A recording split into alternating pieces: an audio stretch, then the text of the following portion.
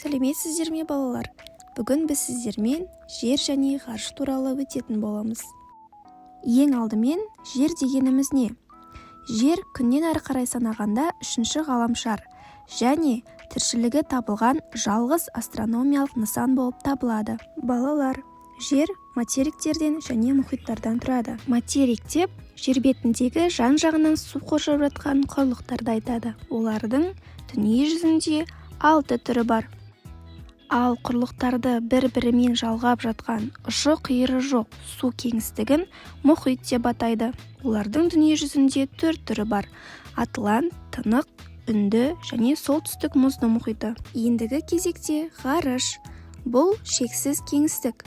Онда ғаламшарлар, жұлдыздар және басқа да ғарыш денелері кездеседі. Балалар, ғарыш денелеріне ғаламшарлар, жұлдыздар, астероидтар, жер серіктері және кометалар жатады. Біз бүгін жер және ғарыштың не екенін білдік. Келесі кездескенше балалар, сау болыңыздар.